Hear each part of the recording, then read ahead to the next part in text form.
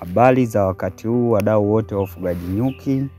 Karibuni tena katika kipindi hiki cha masuala ya ufugaji wa nyuki. Siku ya leo tutazungumzia na kujifunza kuhusu mambo au vitu mbalimbali vya kuzingatia unapotundika mizinga ya nyuki au kuanzisha manzuki.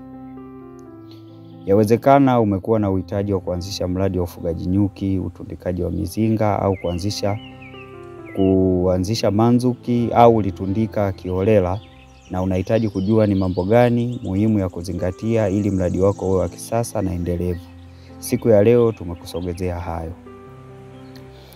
Karibu. Kabla ya yote, muhimu kujua mzinga ni nini na pia manzuki ni nini. Kiufupi, mzinga ni nyumba ya nyuki au mahali ambamo nyuki wanaishi na kufanyia shughuli zao. Kwa kirefu kuhusu mizinga, aina zake, faida pia na hasara zake, unaweza kutazama katika video ya kipindi kilichopita. Lakini ukija upande wa manzuki ni mahali ambapo mizinga huwekwa au kutundikwa, na kuna aina tofauti tofauti za manzuki. Kuna manzuki kama vile za miti, stendi, nyumba ya nyuki na kadhalika. Hii yote inatokana na chaguo la mwekezaji au mfugaji. Na kwa undani kuhusu swala la manzuki tutaongelea katika kipindi kinachofuata. Sasa turudi katika mada yetu ya leo ambayo inazungumzia vitu muhimu vya kuzingatia, na vimegawanyika katika sehemu kubwa 4, ambazo sehemu ya kwanza ni kujali kuhusu nyuki wako, sehemu ya pili ni kujali kuhusu wewe, sehemu ya 3 ni kujali kuhusu jirani yako, na sehemu ya 4 ni kufuata sheria. Sasa tujue kwa undani sehemu moja hadi nyingine. Sehemu ya kwanza ambayo inadili na kujali kuhusu nyuki wako. Katika sehemu hii mfugaji au mwekezaji anatakiwa kujali nyuki wake kwa kuzingatia mambo haya. 1. Kutundika mizinga sehemu iliyo karibu na malisho.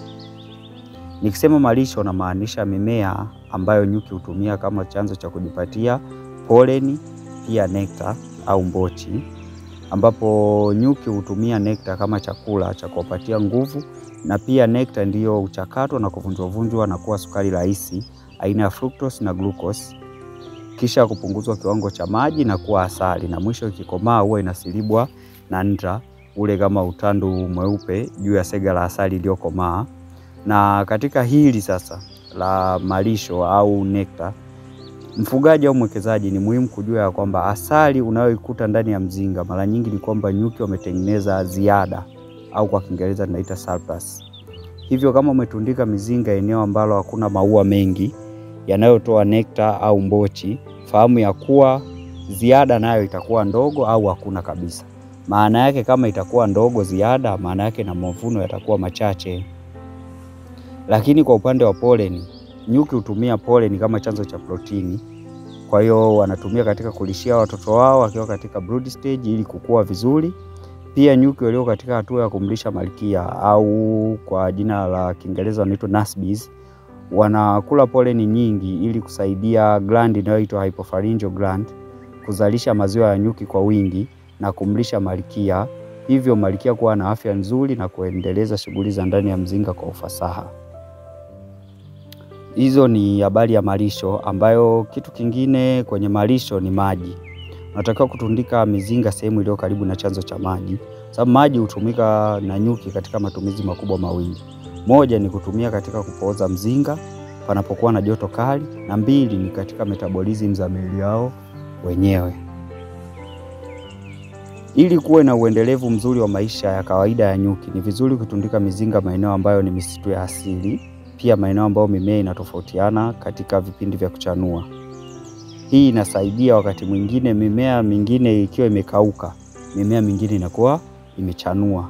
Kwa hiyo nyuki wanakuwa wanapata chakula mwaka mzima wakati na pia vyanzo vya maji ni vizuri vikiwa vinatiririsha maji kwa mwaka mzima ili nyuki wasiende mbali kutafuta malisho.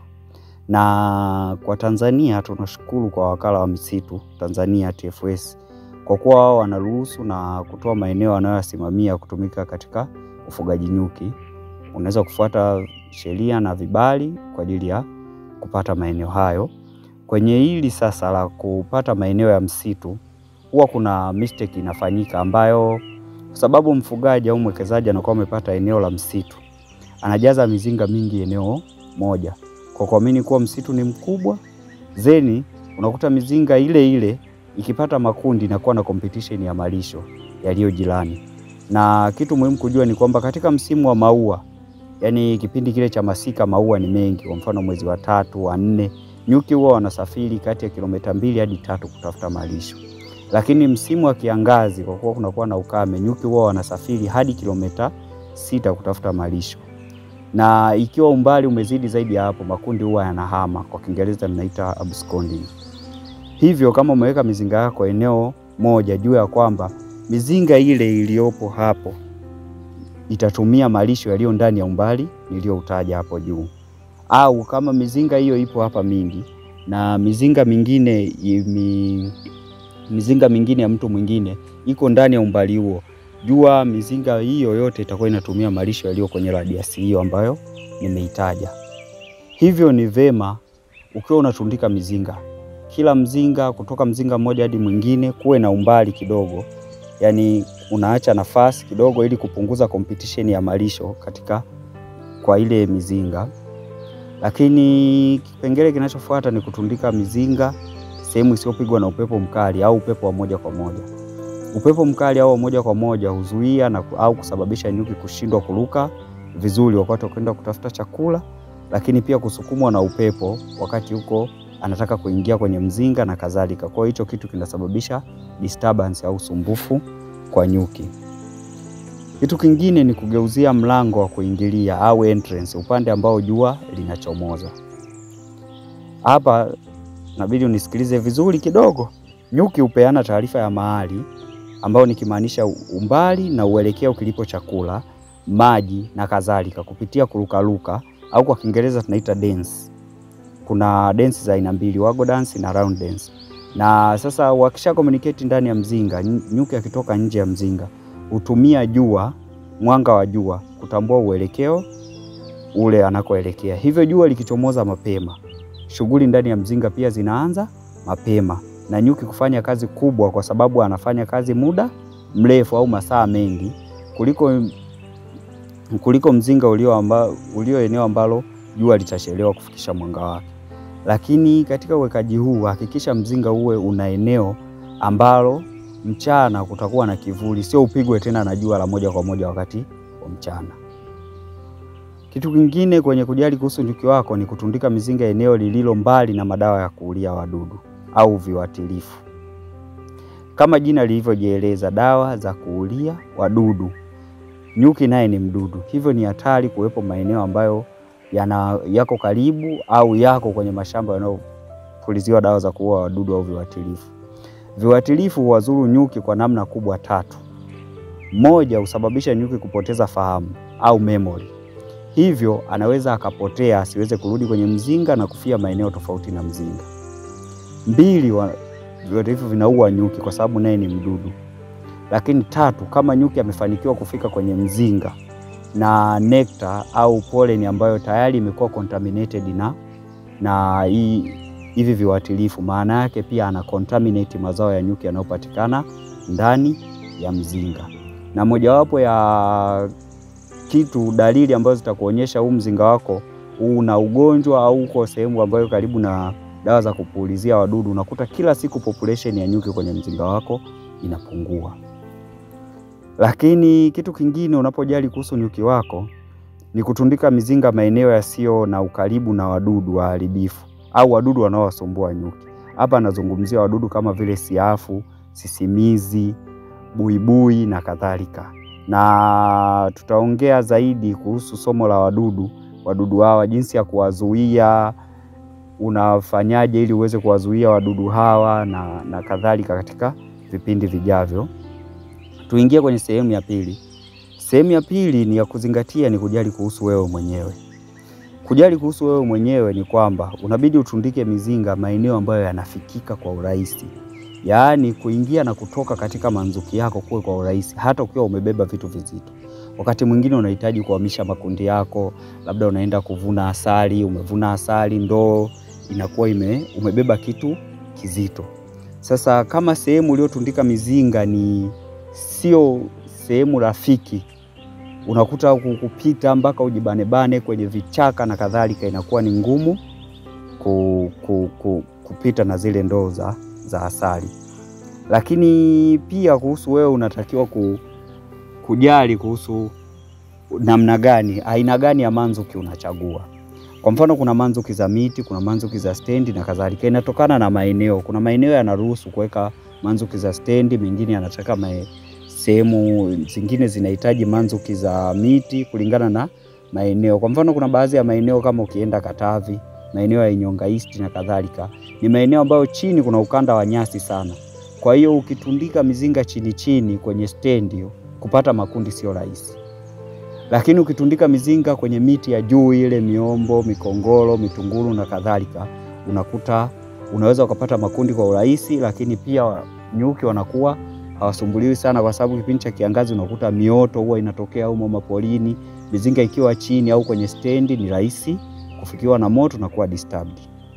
Sasa unabidi uangalie pia mizinga ya stendi ukitengeneza iwe kavu, ili usio unaingia gharama kila siku. Eneo liwe kavu, unyevu usiharibu mbao.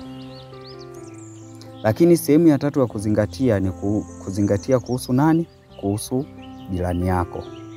Jirani yako, nikiongea kuhusu jirani na maanisha watu na mazingira yanayokuzunguka kwa ujumla.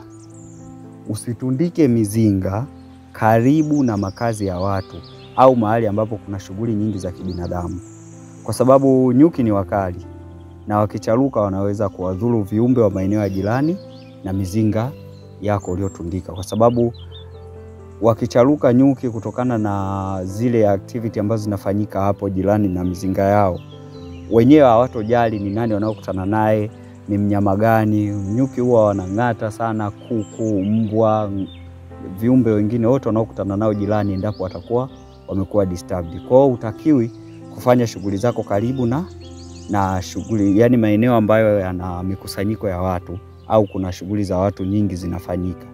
Lakini kama ni maeneo ya karibu na watu, unatakiwa kufanya ukaguzi na kadhalika maeneo muda wa usiku ambapo nyuki wako wanakuwa wako ndani wametulia, au watu wanakuwa wako huko wametulia. Wewe ndio unafanya shughuli zako ili usiwadhuru watu wengine. Sehemu ya 4 ya kuzingatia ni kuhusu sheria. Katika ufugaji nyuki kuna sera ya ufugaji nyuki ya mwaka 1998, kuna sheria ya ufugaji nyuki ya mwaka 2002 na kanuni zake za mwaka 2005. Katika hivi vitu vyote vitatu, sera, sheria na kanuni, yamezungumziwa mambo mengi sana ya kuzingatia ikiwa wewe ni mdau katika sekta ya ufugaji nyuki, kuanzia kwa mfugaji hadi kwa mlaji. Na pia ni muhimu nje na sheria hizo kuzingatia sheria za eneo husika, tunaita bylaws, au zile sheria za kila eneo kuna utaratibu wamejiwekea.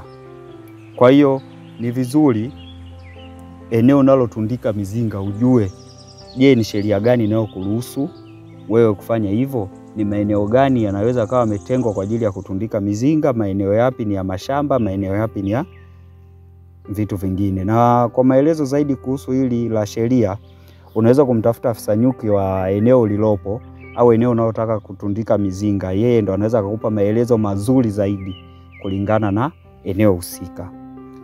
Na mpaka hapo tulipofika ni sehemu ya 4 ambayo ndo sehemu ya mwisho kabisa kuzungumzia kwa siku ya leo kuhusu maeneo unayotakiwa kuzingatia au vitu unavyotakiwa kuzingatia kwenye kutundika mizinga. Asante kwa kusikiliza hadi mwisho. Karibu tena katika kipindi kinachofuata.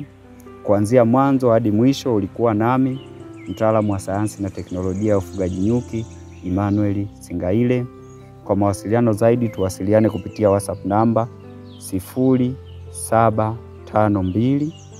732 265. Asante na karibu tena katika kipindi kinachofuata.